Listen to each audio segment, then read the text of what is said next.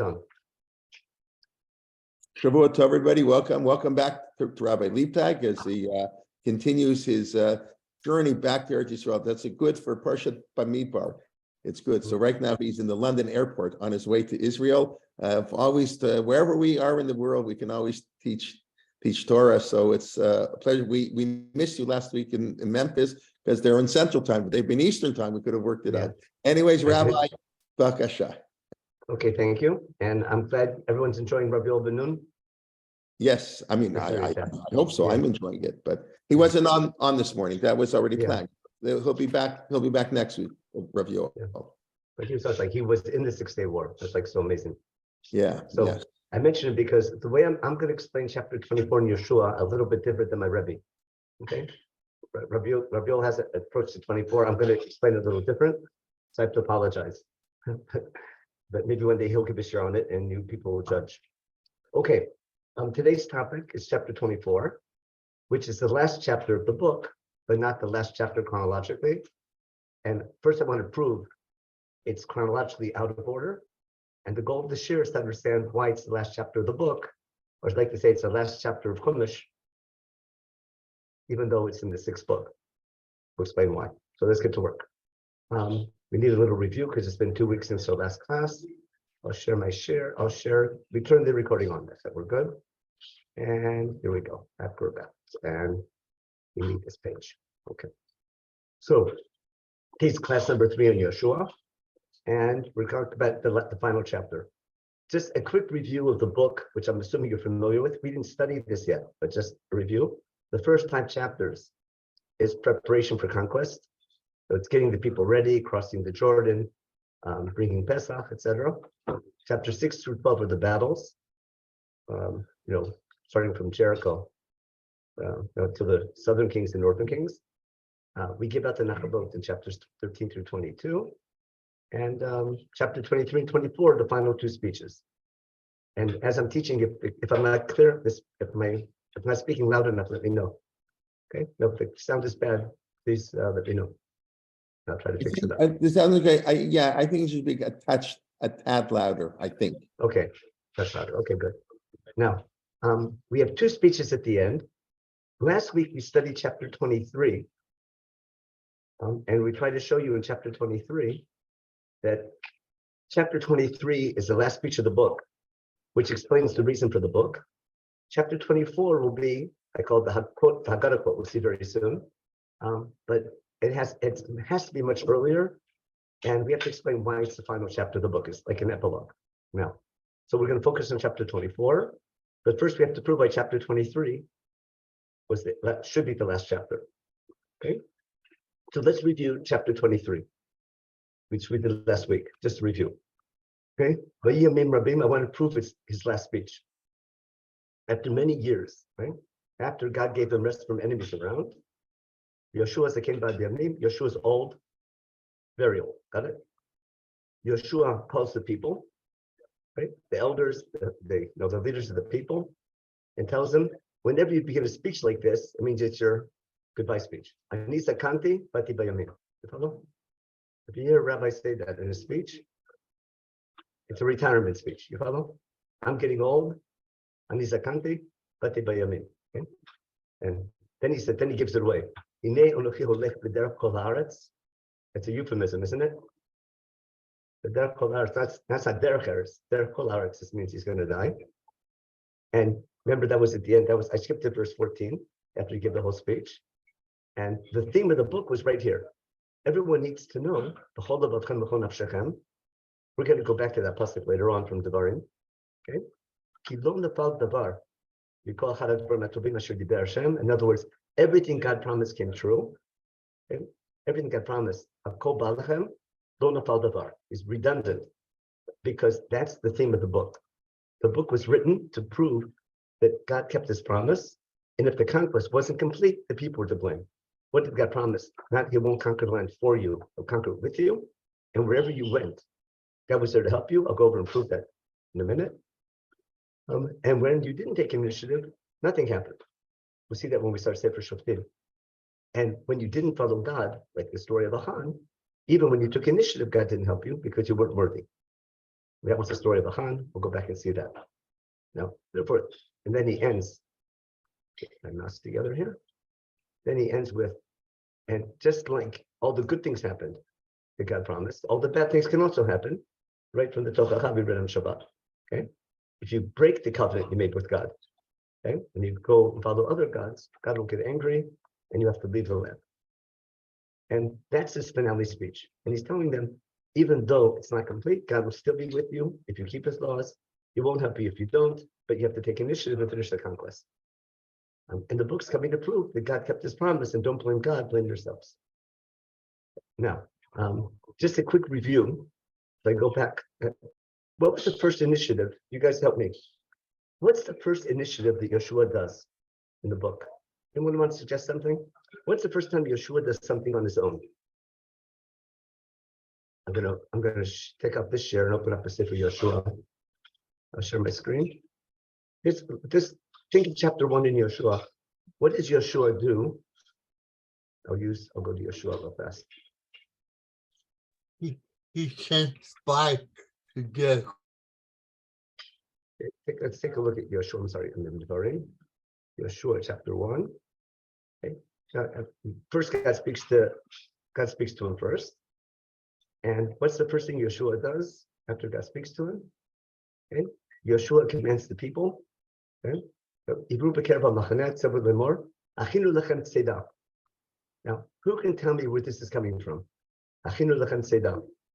Means people get ready. Remind me something in Chumash. The man has stopped. No, but Achinu lechem tzeda. Give me a parallel in Yetziat Mitzrayim. A negative parallel. Oh, right. They didn't prepare anything before they left. Didn't you said that at your Seder, didn't you? Remember? Anyone support the pasuk for me? Yetziat Mitzrayim. Didn't have show it to time. you.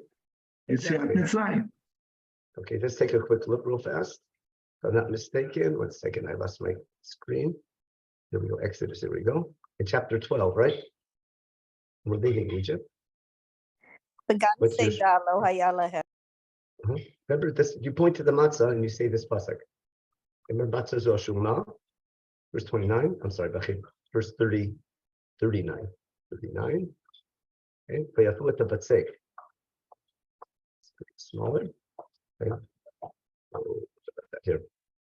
Vayafu et habatzek, asher b'tzem, right?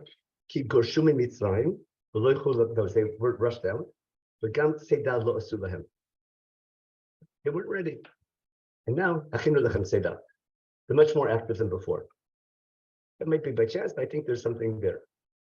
But that's the first thing he does in Yeshua. And then, what do you do next? And back to Yeshua, I'm sorry. After he gets that ready, get ready to cross. And he takes the initiative and talks to Reuben, Gad, Chatzi, and Manasseh. Why? They're the front line. Remember, the biggest danger is taking walled cities. And if he gets the 2.5 tribes to keep their promise, and everyone knows that the 2.5 tribes are doing their promise, we'll be in good shape. Agreed? So Yeshua is taking initiative. Number 1. It's a small initiative, it's simple.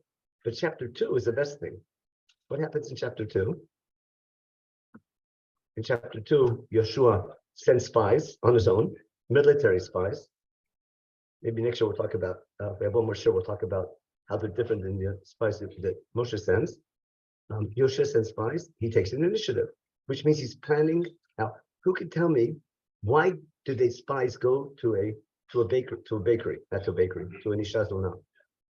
And why do they go to someone who's living on the wall, on the wall, whose house is on the wall? Everybody comes there. It's a place to get information. Not anybody, generals go there, army people. And you hear small talk, number 1. That's one reason. No one asks your real name. They're not going to ask for identity card. But the real reason is they want someone living on the wall to corroborate with. Because how do you take a walled city? You have to break the wall. They need a Trojan horse. And therefore, they want somebody who's going to work with them, who's living on the wall. And let's say she puts a little red string out the window. They'll know who they can depend on if they want to come in the city. Isn't that Yeshua's plan? And the Rabbim's plan? They're planning to take the city through natural means. Yeshua doesn't know yet there'll be a miracle.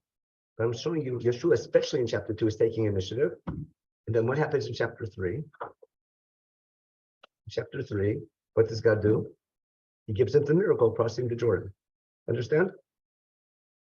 And now what's that miracle going to do? That's going to scare the people. That was when everyone sees the miracle. We'll see in a minute. I'll just show you what happens in chapter 5, the first line. Okay? When all the nations of the Amorites in Ever Yarden, which means on the side of Canaan, okay, and all the Canaanites, right, hear what happened to the Jordan River, right? Right? And they wouldn't have koach anymore to go against us. Now, from a military point of view, the biggest problem Yeshua has is everyone joining up against him, because then he's outnumbered. One-on-one, it's only a matter of taking walled cities. He has any single city outnumbered with his army, but he has to take a walled city, which means casualties. But this was he has to get them outside the walled cities. But if they all join up together, if all 30 kings join up together, he's finished. And therefore, this miracle scares everybody away from joining together. What's the proof? Because as soon as he loses a battle, in chapter 7 with the eye, what's Yeshua complain about? He says, oi, he knows Yiddish. He says, aha, I'm sorry. Okay? Yeshua, aha. Okay. Why'd you bring us across the Jordan River? He gives enemies. Why? Okay. Kanani, the Canaanites will hear, and all the people of the land, that we lost the battle. Okay. And they're going to wipe us out from the land. What's going to happen to your great name? You understand? The second we lose a battle, God's not with us anymore. And that's his complaint, and that's his big complaint. Got my point? So Yeshua takes initiative, God helps them. He helps them in crossing the Jordan. Now, in the end of chapter 5, we'll go back a little bit. In chapter 5, what's Yeshua do? They do Brit Milah. And then what happens? Yeshua's outside Jericho. He's planning the strategy of a battle. He looks up and what happens? He's planning a natural strategy. And all of a sudden, God sends his army attaché, his Malach Hashem, right? Who starts from Hashem, and he's coming with a battle plan. Yeshua is planning to take the city through natural means. And what's God come and tell him? I'm going to help you with the miracle to take the walled city. And that's chapter 6 and 7. With how Yeshua takes the battle of Jericho. And so Yeshua takes initiative, and God helps him with the battle. In chapter 7, what happens? We take initiative. Remember? We send people to scout out the eye. But even though we took initiative, we lost the battle. Why? Because we sinned. Got it? And that's why before the story begins, we have Bnei Israel sinned. And we talk about their sin. God's angry. And even though Yeshua takes initiative, we lose. In chapter 8, what happens? We solve the problem. We did tshuva. And we go to war again. And this time God helps us with strategy. How to beat the eye. Chapter 9. What happens? We have the war. We have the story of the Gibonim, which we'll do maybe later on. But when the 5 kings go to war against Gibon, Yeshua can stay back and let the Gibonim get killed by the 5 kings. Instead, he takes initiative, doesn't he? Takes initiative and brings his army to engage the 5 kings outside the walled cities. Who helps him? Yeshua does initiative, and God does the battle of Shemesh Gibon Dom. He gives him more time to defeat his enemy. Got my point? If you follow the book, it's saying every time we took initiative, God was there to help us. There's a development of the miracles get less and less intense, but we're sort of waiting for miracles. But we're taking initiative, and God's helping us. And what's the point? When we didn't take initiative, that's going to be in chapter 18 already. That's what we don't conquer. Okay, that's just my point for what I was trying to show you in the book. Hope that was clear. Now we have to get to today's topic. Let's go back to our share and go back to our source sheet. Okay. Now, so we did a review of what Yeshua took. Okay, and now we're going to study Yeshua chapter 24. Now, and I told you again, 23 had to be last. Let's see what happens. The Yesod Yeshua, we're going to just read through the parak and pay attention to some points. The Yesod Yeshua kol shiftei Yisrael Shechema. He gathers the people in Shechem, right? And he calls the elders of Israel, Who's coming? Pay attention. All the elders of Israel, all the tribes of Israel. Now, is this all the people or only the leaders? Here I have an argument with Rabbi Yoel. Yoel, I'm pretty sure, I've learned this year like 20 years ago from Rabbi Yoel. I'm not sure what he holds today. He's only inviting the elders of Israel. He claims, if I remember correctly, is that this is a mass conversion for the people around Shechem who we had a treaty with. The theory goes like this. Again, I'm not going to follow this direction, but he claims that the fact that there was never a battle for Shechem, we don't find a war with the king of Shechem. There's no war with Shechem, but we're able to travel to Shechem and go to Har Gerizim and Har Ival and have a whole gathering right after Yericho. He claims there's people in the land of Israel who are loyal to us, sort of like converts. And now we have to convert them. Okay, I'm not going to follow that direction, but that's what I learned years ago. And I have to ask Rabbi if he still teaches that way. My claim is the whole nation of Israel is gathered here. All the tribes of Israel, including the elders. We'll see why the elders are here. And the judges, remember, right? Where do I have what word does that remind us of? What parsha in Chumash is that? It's the splitting the sea. No, Vayityetzvu. That's Parshat Nitzavim. It's a brief. Atem Nitzavim Yom Lifnei Hashem Roshechem Shiftechem. Isn't it the same wording of Parshat Nitzavim of a brief? Of bracha. Atem Nitzavim Yom Kuchem Roshechem Shiftechem Zikdechem V'Shotrechem. Okay, so it's almost the same list of people. Let me just show you in case. I'm assuming everyone remembers, but I have to quit assuming that. Okay, let's go to Sefer Devarim again. Sefer Devarim. Devarim should have been open. Here we are. Devarim should be here. Yeshua, that's Yeshua. Devarim. Devarim chapter should be 31. Or 20, 30. Here. Atem. No, that's not it. It's going to be 31. My mistake. 31 since no, that's Vayelech. No. Chapter 30, chapter 29, maybe? Yeah, my mistake, yeah, 29. Atem nitzavim hayom kolchem lifnei Hashem Elokechem, to Roshechem, Shiftechem, Ziknechem, V'Shotrechem, Kol Ish Yisrael. It's very similar, isn't it? For what reason? Lo v'rcha b'bris Hashem Alecha, to enter into a brit. Okay? Remember, there'll be 12 matzevot for the 12 tribes of Israel at Har Sinai. The first time we had, remember Yaakov's dream in Beit El? Remember? V'nei sulam mutzav arza, Hashem nitzav alav. And that's, we'll see, there'll be a break there with Yaakov in Beit El. We'll come back to that soon. But I'm saying the wording here in Sefer Yeshua is very similar to Parshat Nitzavim. You'll see why that's going to be important. Now, let's go back to our source sheet. Okay. Now, Yeshua begins his speech in verse 2. Okay, he's speaking to the whole nation, and he gives them a little history speech.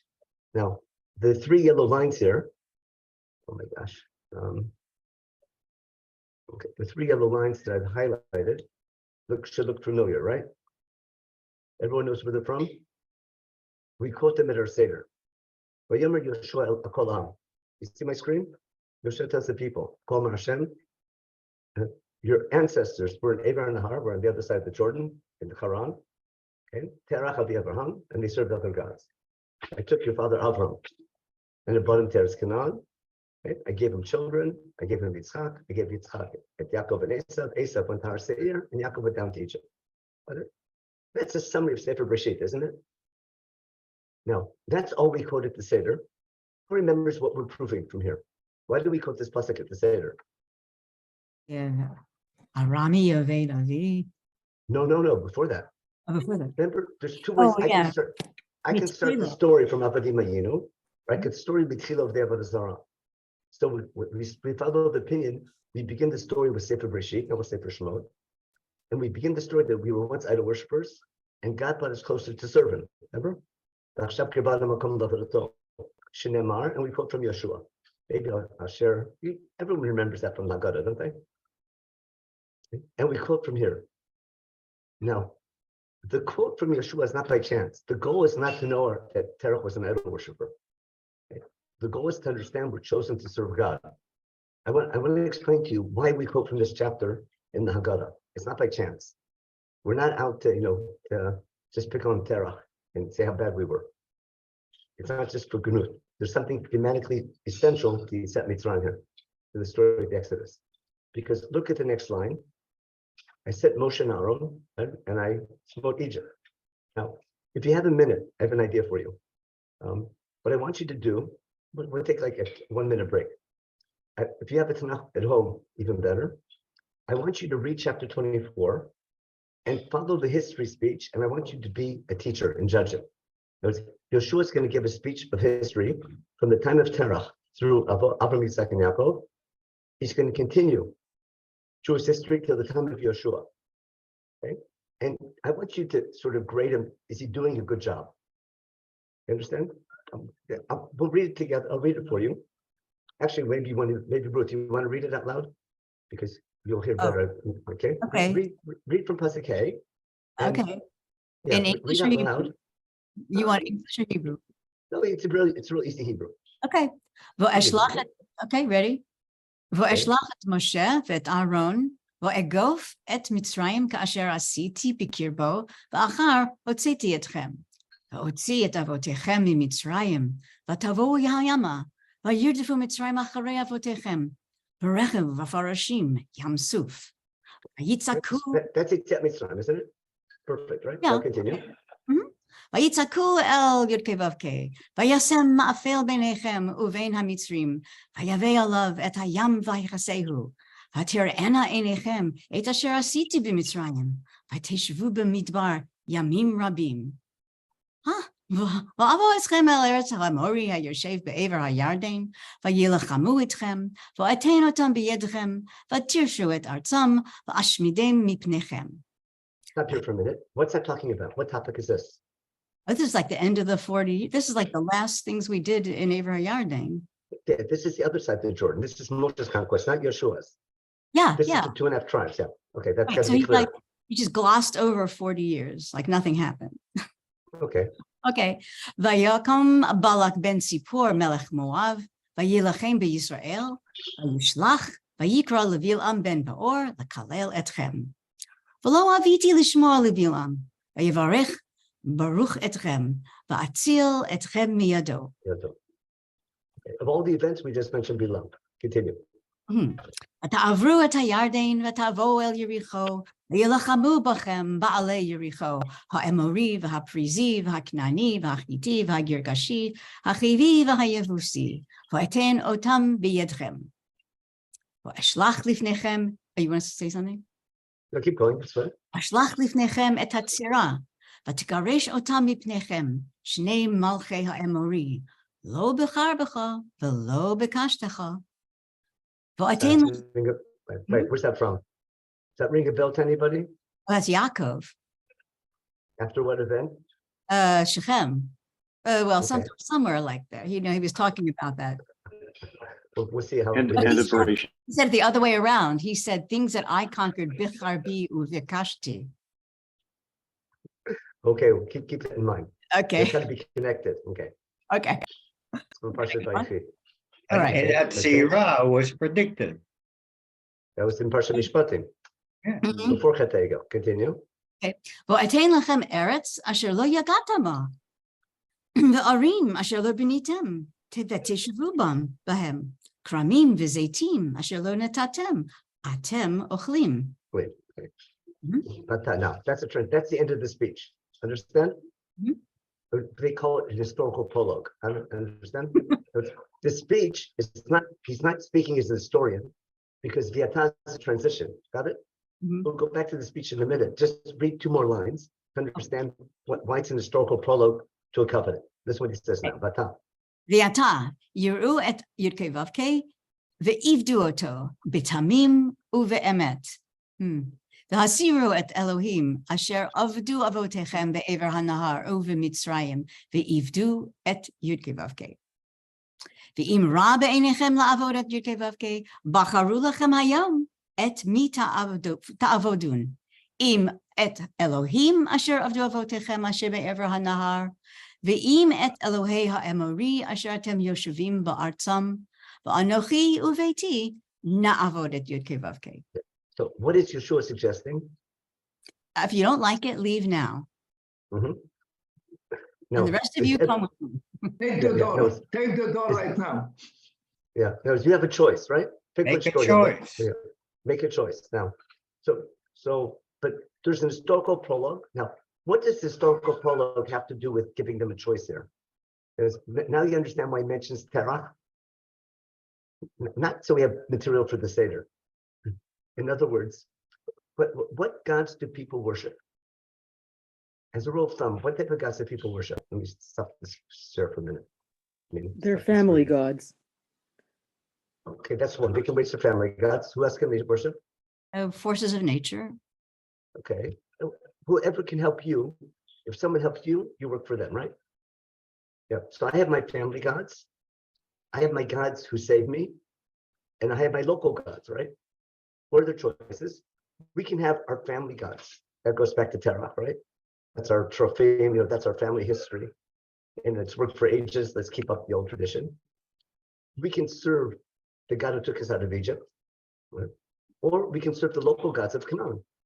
Remember 100 years later when the Assyrians bring other people into the land when they kick us out? What do they say? Remember what they ask? Who are the local gods here that we have to worship? Remember they bring Kohanim in, they tell them how to worship the God of the land. Okay? The idea of a local god, they're called Mikdashei Gvul. You come to a country and you pay homage to the local gods. I call them mascots, like in basketball teams or sports teams. Everyone has their mascot, but every country has their god, and therefore you have a choice: serve the God, your family ancestral gods of Terah, serve the God who saved you from Egypt and took you to the desert, or serve the local gods of Canaan.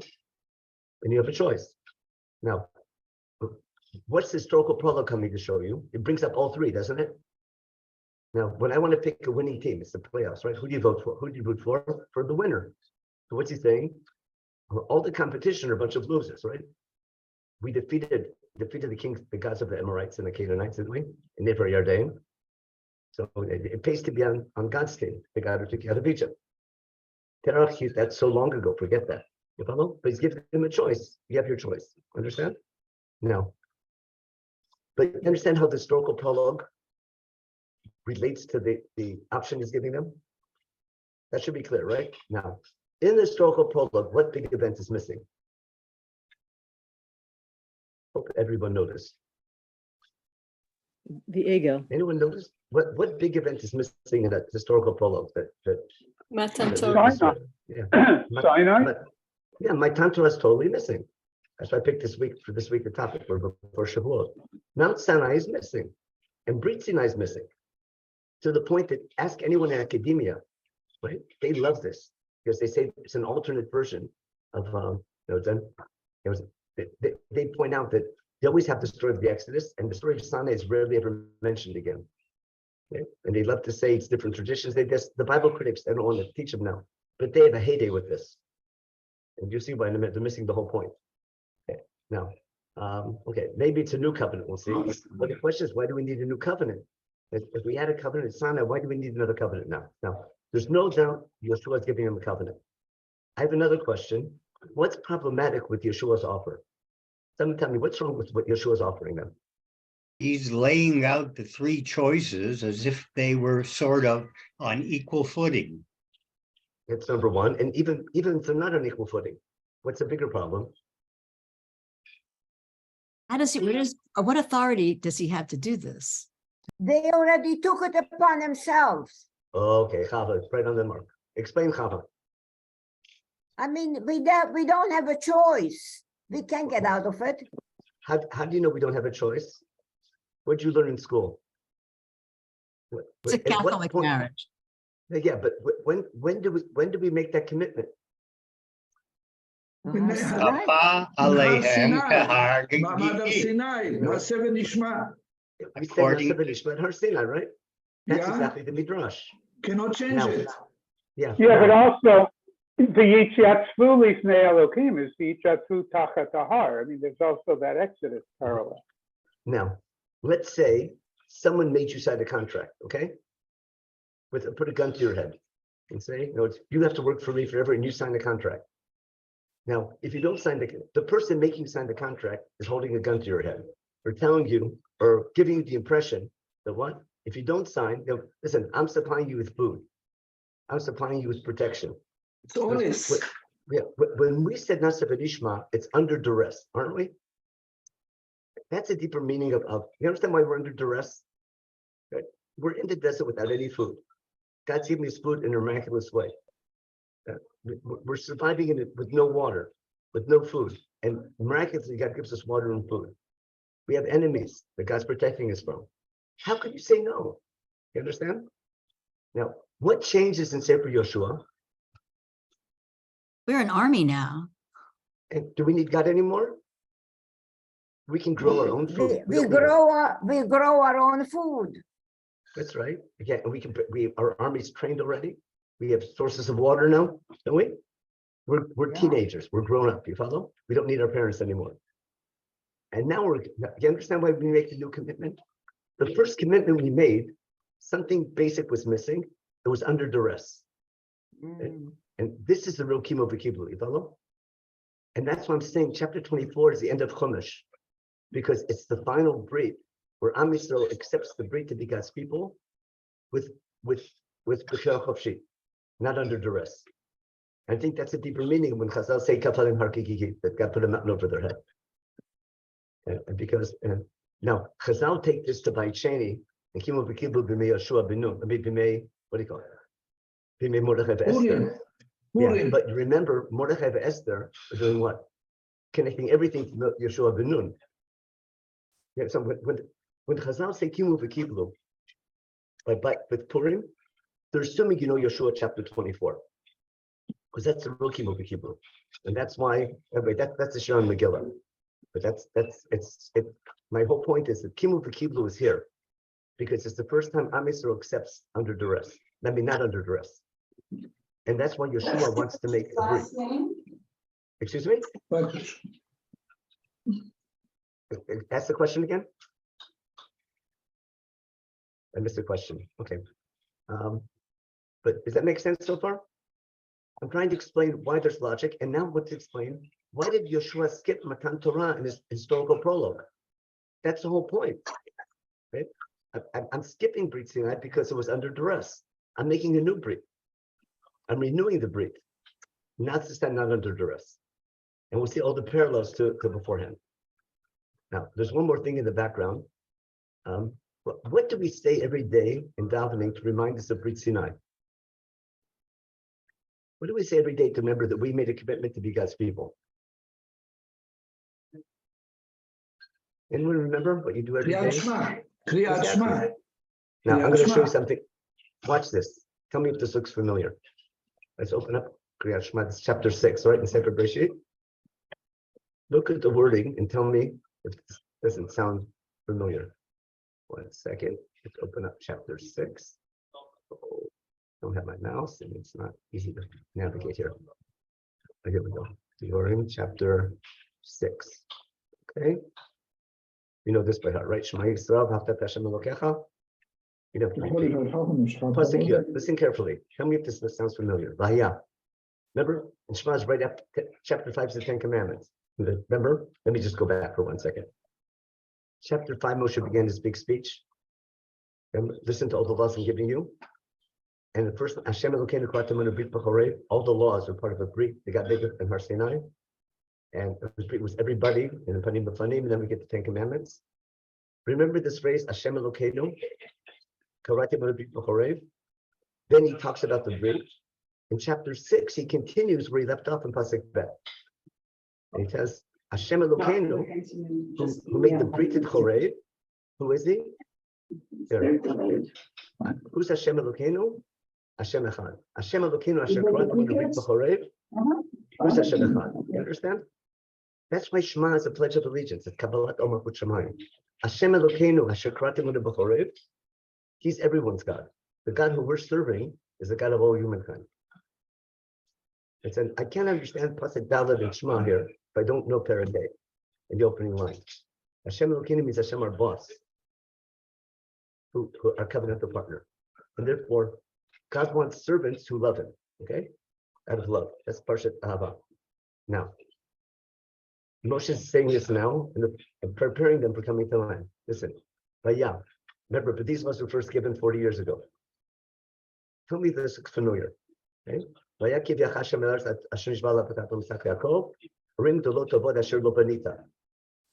Is that word for word what Yeshua just said? Arim dolot asher lo banita. Keep this in mind. We'll see it again. Ubatim elim kotuv asher lo mileita. Borot katuvim asher lo chatzavta. Kolim zeitim asher lo natata. Bachata besabata. Be careful. You might forget God who took you out of Egypt in Beit Avadim.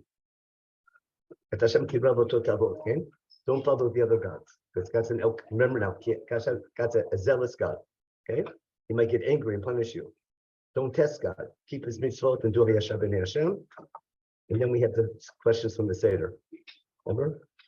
When they ask you why you keep all the laws, remember, Avadim Ayinu, and God did all the miracles, and that's why it's the right thing to keep the mitzvot. Now, let's go back to our share. We'll get back to this in a minute. Stop the share. Can I show you? Yeshua is aware of Sefer Devarim. He can't not be. Now, listen what Yeshua says at the end. I'm sorry. Here and here. What did Yeshua say at the end of his speech? Okay. You crossed the Jordan River. Remember? You took Yericho. You defeated it, right? Okay. And I got the Sirah. We got the Chabra v'Kashtecha. And then, V'tein lechem e'eretz asher lo agata, arim asher lo banitem, tishvu, kavim zeitim asher lo natatem, etem ochlim. Got it? Isn't he quoting from Sefer Devarim? He's quoting from Shema. That's Shema is Har Sinai. That should be crystal clear. But Shema Yisrael B'Ha. Perek Vav is an application of Brit Sinai coming into the land, and therefore now he's giving him a choice. Look what God did for you. Are you going to keep his laws? Now, let's see what the people say. Okay? And pay attention to the word avod. I'm highlighting it all the way through. Okay? So we did this. He says, you want to serve God, fine. If not, you have a choice. Okay? Because in order for the covenant to be binding, it has to be a free choice, not under duress. Okay? Now, let's see what the people say. And continue with Pasuk Tevav, okay? Let me take sign. Let's see what they answer. Vayan ha'am vayomer. Chalila lanu me'azov et Yud Kei Vav Kei la'avod Elohim achirim. See the word lavod? Okay, continue. La'avod. Now they're going to give a reason why. Listen to the reason they give. How it relates to the speech. Yud Kei Vav Kei Eloheinu hu hama'aleh otanu ve'et avotenu me'eretz Mitzrayim mibeit avadim. Ten Commandments, right? That's the first line, 10 Commandments. Continue. Ve'asher asa la'einenu et ha'otot ha'gedolot ha'eleh. Vayishmerenu b'chol haderech asher halachnu ba, v'chol ha'amim asher avarnu b'kirbam. Continue. Vayigaresh Yekavavkei et kol ha'amim ve'et ha'amori yoshev ha'aretz mipanenu. Kam anachnu na'avod et Yud Kei Vav Kei, ki hu Eloheinu. Hashem Elokeinu, Hashem Echad, Asher Karati Banu Brit B'Chorev. Got it? Brit Sinai. Okay. Now, what should Yeshua say? Say Yashkoach, right? This is what Yeshua says now, right out of Sefer Devarim. This is what he says. Ayomer Yehoshua el ha'am, lo tuchlu la'avod et Yud Kei Vav Kei, ki Elohim kedoshim hu, el kanohu, lo yisa lefishachem, ulechatotechem. Remember Midat Hadin? That's the first Debrot, isn't it? This is before Mikchat Egel. Right? This is Midat Hadin. Therefore, you're serving God. He's going to be really strict. You make a mistake, he's a zealous God. He'll punish you. Don't enter the covenant. It's dangerous. There's a price you have to pay. There's reward, but there's punishment. Let me out. Which is exactly Parshat Nitzavim, remember? Someone says, I don't want the reward, I don't want the punishment. Okay? Because what will happen? Ki ta'azvu et Yud Kei Vav Kei, va'avaretem Elohei nechar, v'shav v'heira lachem, v'chila etchem, acharei asher hitiv lachem. It's not all rosy. Remember, it's difficult entering the covenant. Okay. Let's see what the people say now. Now the people are aware of the consequences, the ramifications. Ayomer ha'am el Yoshua, lo ki et Yud Kei Vav Kei na'avod. Okay, that's not under duress anymore. Okay, now Yeshua wants it in writing. Remember Yeshua? Ayomer Yehoshua el ha'am, Eidim atem bachem, ki atem bichartem lachem et Yud Kei Vav Kei la'avod oto. Vayomeru eidim. Now, listen carefully. V'ata, hasiru et Elohei hanechar asher bekirbechem, v'hatu et levavechem el Yud Kei Vav Kei Elohei Yisrael. Does that remind you of something? Hmm? Who said the same thing? Jacob, or to remove the, when they're coming back From where? from being with Lavan. If I From remember. No, not from Lavan. Better. Oh, after Shem. After massacring Shem. That, Remember? They just won the Chabam of the Kashtam. Remember? Right? They just defeated Shem and they took all the booty. Right? But that could be that can we remember they looted the city of Shem. We'll read it in a minute. But that's not what happened then. This is when they came, when he was coming back from living with Lavan, and they came to the tree, and Devorah died, and then he said to them, "Everybody take away." No, that's after Shem. We'll read it in a minute. Okay, you're in for a surprise. Continue. We'll go back to this in a minute. Keep going. By Abraham. Just finish this up, then we'll go back to Shem. Go ahead. By Abraham. Okay, unmute. You're muted. Vayomru ha'am el Yehoshua, et Yud Kei Vav Kei Eloheinu na'avod, u'v'kolo nishma. Sound familiar? Kimu v'kibu. Understand? That's not seven nishma, not under duress. Now, let's make it official. Vayichrot Yehoshua brit la'am ayom hahu. Vayasem lo chok u'mishpat b'Shechem. Okay. Now, one more line. ויכתוב יהושע את הדברים האלה בספר תורת אלוהים, ויקח אבן גדולה, ויקימיה שם תחת העלה אשר במקדש י"ק ו"ק. I'm familiar. Okay, in case you all forgot, let's go back and read something. Okay, I'm sorry, just one more line. Finish up sign and kapka. This is also parallel. Okay. Okay. ויאמר יהושע אל כל העם, הנה האבן הזאת תהיה בנו לעדה, כי היא שמעה את כל אמרי י"ק ו"ק, אשר דיבר עמנו, והייתה בכם לעדה, פן תכחשון באלוהיכם. You enter this covenant, you can't get out of it. You're stuck forever. Okay. And Yeshua sends the people home. Now, וישלח יהושע את העם איש לנחלתו. yeah. Now you understand why Yeshua in the speech said, "Lo b'char b'cha v'lo b'kashtecha." I'll show you in a minute here. First of all, Brit Sinai. Yeshua takes, and Moshe takes Sefer HaBrit, and the people say Nasa B'nishma, and Moshe sprinkles the blood on them. But in that Brit, we'll see there's a Mizbeach and a Matzeva and everything. We'll go back later. Now, in chapter 34 is Shimon and Levi and Shem. Everyone knows the story, right? And Yaakov's not so happy. Okay? After that story, remember, Yaakov thinks he's going to get killed. ויאמר אלוהים אל יעקב, קום עלי בית אל, ושב שם, ועשה מזבח שם, לאהל יראה לך ברכות ויסבח איתם. Go return to Beit El, get out of Shem, and go to Beit El. Understand? ויאמר יעקב אל ביתו, ואל שלו, הסירו את אלוהי הנכר אשר בתוככם, ויתרו והחליפו שמותיכם. That's where it's from. You follow? That's after they captured Shem. Wait. That's what Yeshua says now also, right? You just conquered your enemy. When you conquer your enemy, you take booty. And in the booty, you're taking idol worship. Isn't that what Achan did also? I thought this was burying the stuff they brought with them from Haran, the Elohei Nekar. Why do you say that? This is chapter 35, but chapter 34 is the battle with Shem. Isn't it? This is chapter 34, it's Shimon and Levi and Shem, right? No. They came back way earlier from, we're in Parshat Vayishlach already. Take a look in your Chumash. Chapter 35. Yeah, brain freeze. Okay, but I'm correct, aren't I? This is after Shem. Shem, course what you an are. interesting city. Why is Yeshua going to Shem? We have to pick up, we messed up before. We have to pick up where we left off, right? Okay. Now, after Shem, here we go. Got it?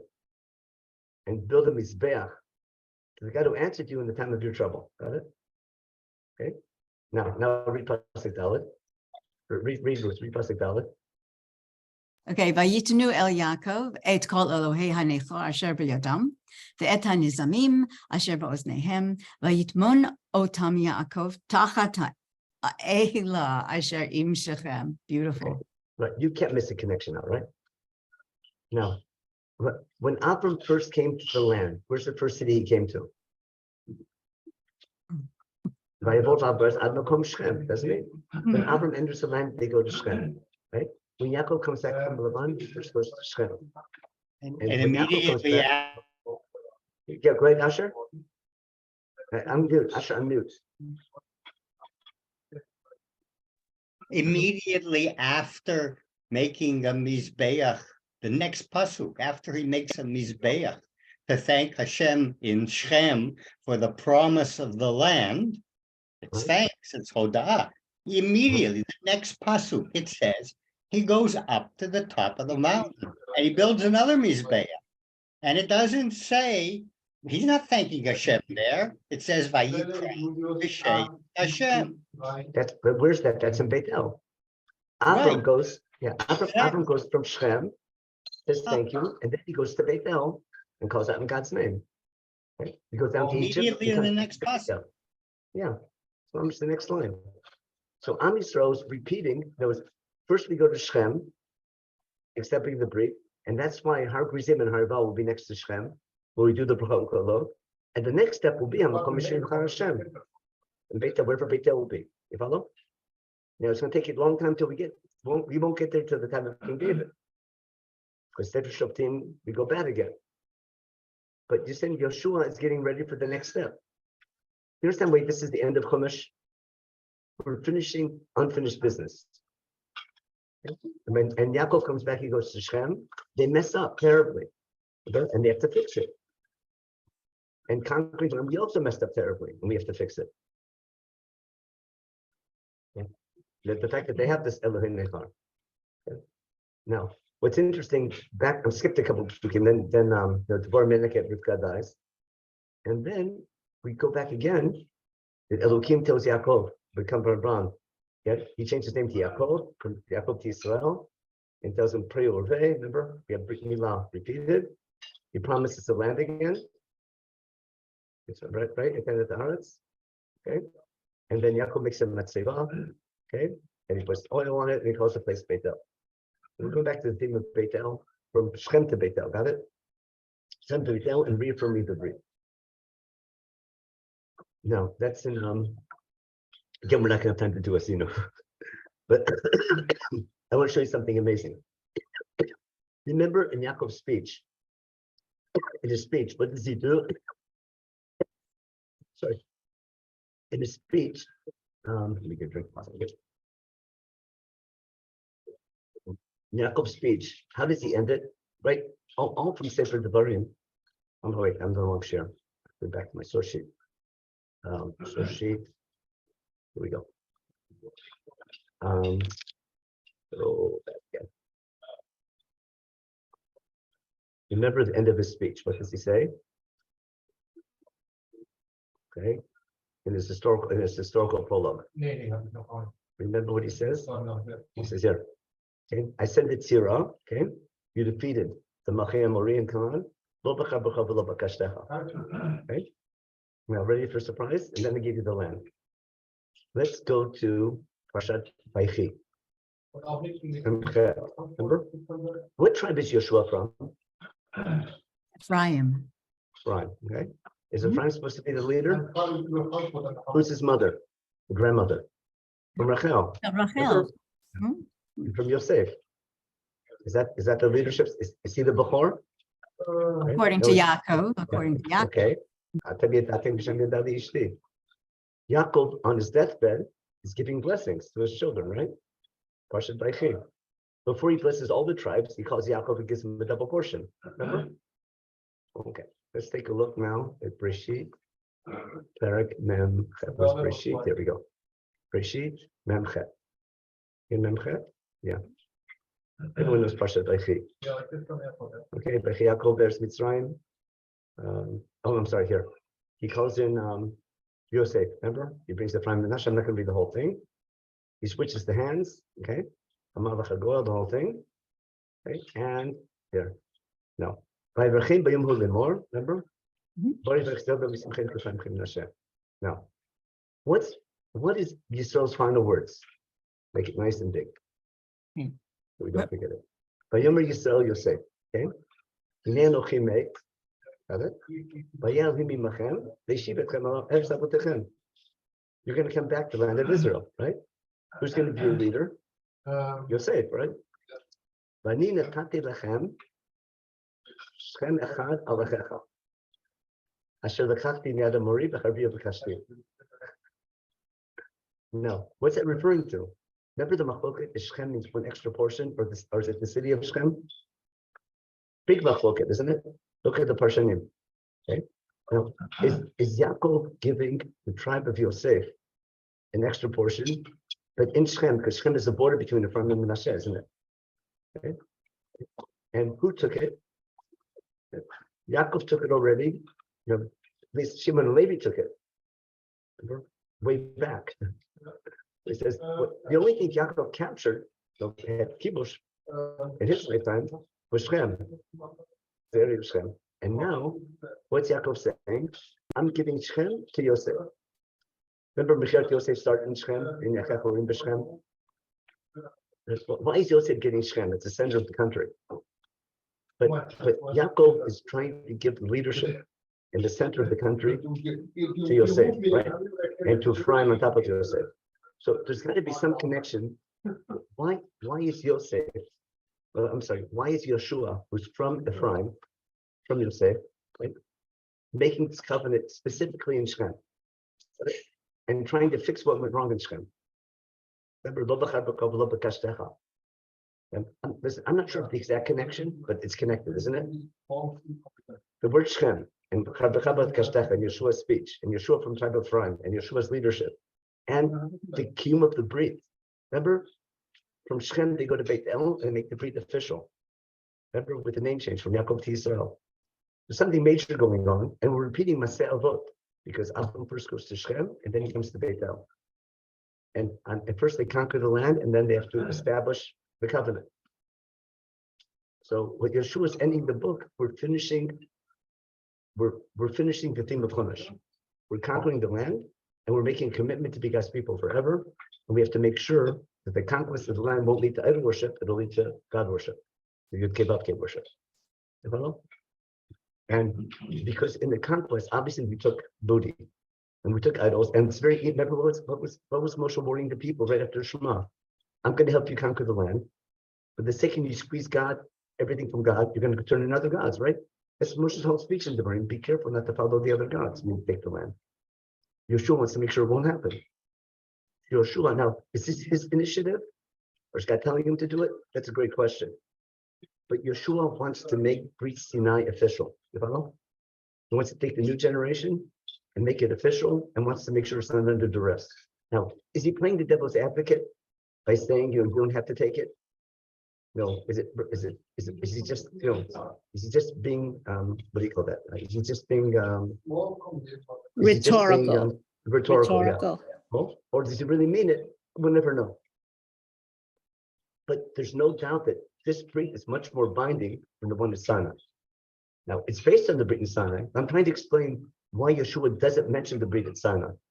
That's the whole point, because this is reaffirming that brit. But he's aware of it, because you see all the wording he's taking from Shema, and from Sefer Devarim. You can't say he knows Devarim, but he doesn't know Har Sinai, or he doesn't know Parshat Nitzavim. But he's simply in the context of conquering the land. He's gathering the people in Shem, because the hope is the next stop is going to be Beit El. Now, why we don't get to Beit El, that would be Sefer Shoftim, if what goes wrong. But now, when did this happen? It's definitely not the last event of the book, because it doesn't say Yeshua is old. Now, were we ever, when was the first time we went to Har Gerizim and Har Eival? In the end of Perichet. Okay, we'll see that next week already. In Perichet, we go and do the Brit in Har Gerizim and Har Eival. Now, according to Devarim, it sounds like we do it on the day we cross the Jordan River. Does it mean on the same day, like the Midrash does it, or does it mean the same time? But it makes more sense that after we take Yericho and Ai, then it's safe to go to Shechem. and it could be Shechem was captured already. I just think that that Yeshua chapter 24 is the end of Chumash, because God fulfilled his promise of Kibush Haaretz. We're on our own now. We have a land, we have an army, we can make our own living, and now we're going to accept the covenant from scratch, not under duress, and we're going to follow in the footsteps of our forefathers. Myself said we're going to follow Abraham. And going from Shechem to Bethel, we're going to follow Yaakov. And Yaakov, when he came back, he messed up. Yaakov came back. Remember, Yaakov could have been Brit Ben of Tarim. It was a fourth generation. He had Yivdu by Lavan. Remember, but they messed up. Remember, they sold their brother. They went down to Egypt. They massacred Shechem. No, the first try with Yaakov was a failure. And Yaakov, his last hope is that maybe Yosef, right, who split from the brothers, and now is hopefully Yosef and Ephraim and Menachem are going to do what's called a tikkun of what happened hundreds of years back and do it right. So now they gather in Shechem and want to fix up. They want to fix up the same mistakes. They want to get rid of the idol worship to make sure that all the warnings of Moshe Rabbeinu won't happen. Remember, you got land that you didn't build, and you might go and forget God. All through Parshat Eikev, remember his first speech between Shema and Vayim Shemoah. There's all warnings of what's going to happen after you conquer the land. You're going to go astray. Yeshua knows this and wants to make sure it won't happen again. And he tries his best. And we'll see how it'll explain. It lasts for a while, but not long enough. And then that takes us into Sefer Shoftim. We'll see this will be the transition to Shoftim. I'm trying to explain why this is a beautiful epilogue, even though it happened earlier. Got my point? This is a final transition to Sefer Shoftim, but this is a great ending of Chumash. But only at first Yeshua makes the point of his book about that God kept his promise about conquering the land, and you have more to do. But because God kept his promise, the theme of Chumash is over, and now as an epilogue, we'll go back to Yeshua making it official in Shechem, making a brit in Shechem to lead God's people. And the next step will be to go to Yerushalayim or go to Bethel, to go to Hamakom Yeshua Hashem and build a mikdash. Instead, we go to Shiloh. Instead, we have a temporary stop in Shiloh, and it's going to take a couple hundred years till we get to the proper Bethel.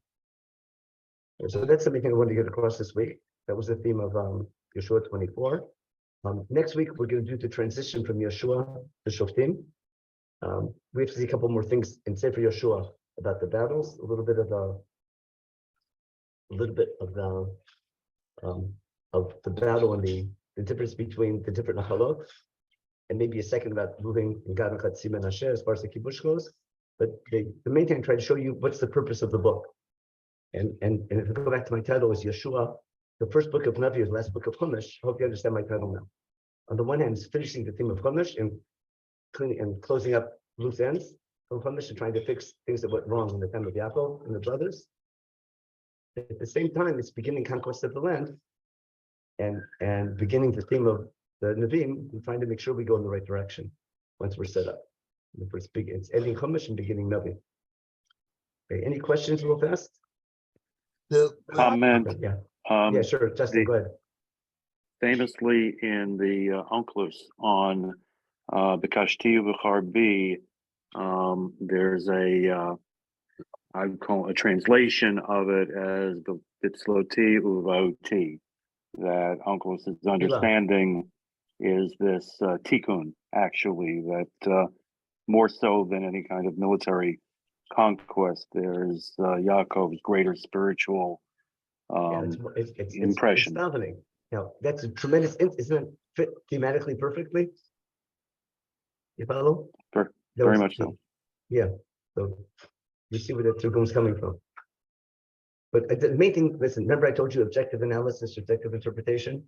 There's no doubt Yeshua's speech at the end of the book relates to Har Sinai, it relates to Shechem, it relates to the story in Shechem with Yaakov and his sons, it relates to Yaakov's blessing in Parshat Vaychi, it relates to the story of the Avot, Shechem going to Bethel, it relates to the underlying reason of why we're chosen, and the danger of chosenness and the responsibility of chosenness.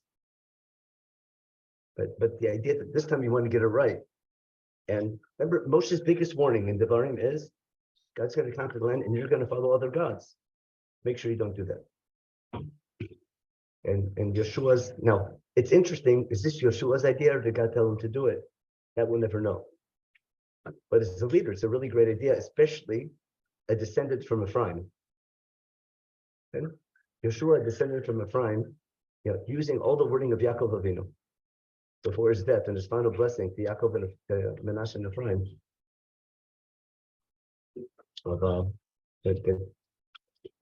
Again, what exactly is the deeper meaning? You can argue, but the fact it's connected, that's for sure. Okay, we have to stop here. Let me just check the chat. I don't think there's anything in the chat. Oh, there was chat. Let me just check the chat real fast. Next week, and maybe mention the plains of Moab. What's the difference between Brit Nitzavim? There's Brit Nitzavim in the plains of Moab, and there's Brit Har Gerizim and Har Ival. We have to explain the difference between them. There's a big thing, and maybe next week we'll read, because it's right before Shavuot next week. Maybe we'll talk about the essence of Brit Sinai. We'll follow the progression of covenant from Brit Avot, Brit Sinai, to Brit Nitzavim Va'elech, and Brit Har Gerizim and Har Ival. Why each one, and then it takes us to Brit Yeshua. It'll be important to understand why each one's necessary, what's unique about each one, why we need so many, and what's unique about each one. Maybe I'll do a share on that next week in honor of Shavuot. Okay, we need new covenant. Okay, now that's a question. Do we need? Would this covenant have been necessary even if it was the same? Is this only because it's a new generation? It's 40 years later, or do I need this Brit even if Moshe brought even if the first generation went in? Okay. And I still didn't do Shirat Hazino. Everything I told you was in Shirat Hazino. I'm sorry, it's Tidli Mayin Chet. So next week we'll start with Tidli Mayin Chet because I keep on getting to the end of the source sheet and I never get to it. Okay, and the idea is it a new covenant, a renewed covenant?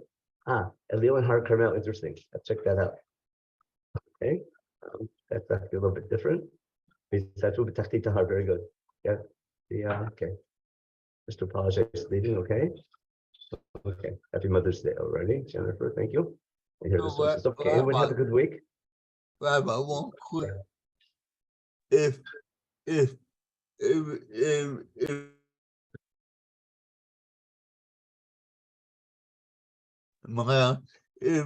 attention was, as we said, to go right away to Earth and not spend 40 years depending on God, will we have still needed the second brick? I'll do that next week. That's an awesome topic. Are the Britot and Dvarim, Brit Nitzavim and Brit Har Gerizim and Har Ival, are they because it's a new generation or because they're coming to Israel? You follow? Would they have been necessary anyhow? It has to do with how you understand Sefer Devarim and when the laws were given. And what's the topic? What is Brit Nitzavim? How it relates to Brit Sinai? And is Yeshua doing Brit Nitzavim or Brit Sinai? There's what Brit? There's different topics of each Brit. We'll do it next week in the share. Okay, I have to go to the board of plan pretty soon. I'm gonna stop here. Any announcements, Rabbi? No, thank you very much. No, I mean, the regular announcements. Tomorrow, Yosef Lindell continues his series on the Or Law at 12 noon Eastern. Tomorrow he's doing the 13 principles of Rabbi Shmuel and the challenge of the Reform movement. And then Mark Shapiro, of course, tomorrow night, all the regular classes. Parsha this week is given by Rabbi Jared Anstandig, who is the assistant Rosh Kollel in their Beit Midrash here in Toronto, Beit Midrash Zichron Dov, and all our regular classes throughout the week. So look forward to learning with you. Please invite a friend. Shavua Tov. And yes, I guess I should have said at the beginning, Happy Mother's Day to all the mothers who are on board. And I know in Judaism, every day is Mother's Day, right? That's what they say. But it's always good. Just like every day you have to do tshuva, we need Rosh Hashanah and Yom Kippur. So we need once a year. Okay.